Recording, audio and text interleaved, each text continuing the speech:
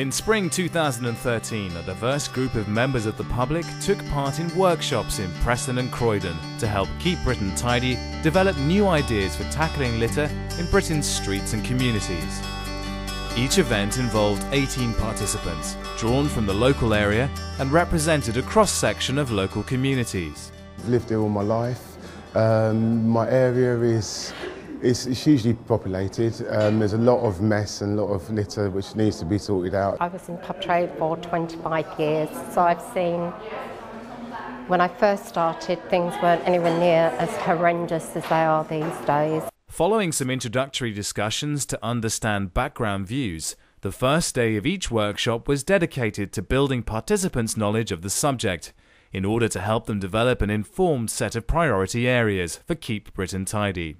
I think it was like the cost of how much it costs, almost £1 billion a year.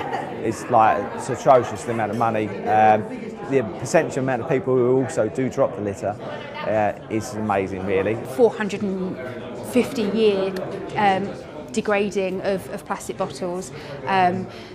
I've got half an idea of how long things take to degrade, but I'm quite shocked, and I know that I'll be going home and changing my behaviour on that basis alone.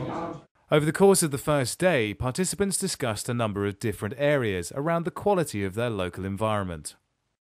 I work in the city centre selling fast food. Obviously there's a lot of packaging, and people either take it back to work or they eat it in the surrounding areas on the benches, and I do see a lot of people leave it behind on the benches. And there's bins everywhere. There's no excuse for it, really. Sometimes I pull the people on it, but I have to be very diplomatic because I do want them to come back. I mean, the multi-billion-dollar companies could do, I think they could, I don't know what they're doing at the minute, but I think they could do more. When you drive into your street, when people are visiting you even, you feel embarrassed. There are people coming down and there's rubbish on the side there, so even just that alone, you feel a bit of an embarrassment side of it. It drags down the community as well. I think that people just think it's okay, so it breeds more litter, as we said earlier. I've got kids who have grown up in the area. I don't want them to be living around that sort of environment, and as I say, it's not good for people who actually come into the area, property prices and so on as well.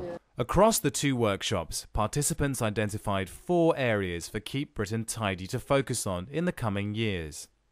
Bringing communities together around litter, reaching kids and young people, changing behaviour by building understanding of the impacts of litter, and getting business involved.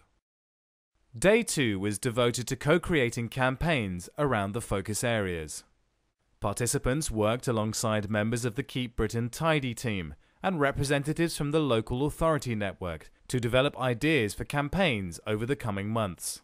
Because one person can't clear an entire park, you need the community, and that was our part, was to how do you get communities involved.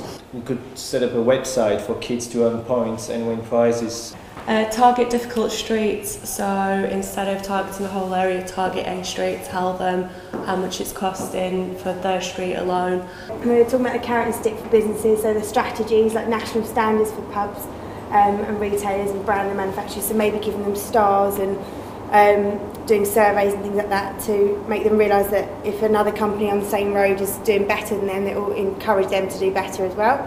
We're saying, they need to take ownership of their land, of outside of their shop. Why should they just rely on the council to do it? The campaign gave Keep Britain Tidy some real food for thought, and our participants left with a completely different perspective on litter and the importance of keeping local communities cleaner and greener. Even walking home from here last night, I was even more aware of litter and cigarette butts than I had been. People just really don't understand how much it really affects the whole community itself, and if there was more awareness in sort of doing these sort of workshops, I don't think you'd have such a big problem. Well, I think apart from anything else, it got everybody in the group thinking as a community. They've all got very definite ideas of what they could do within their own communities to help to make things so much better. I think what has surprised them has been very much about how much these things cost. And actually I think people have been quite pleased to have a bit of time to think it all through, and there's been a lot of people saying that they would like to carry on being involved after today, and that we've quite inspired them and they want to get more involved, and there's more that they think they can do.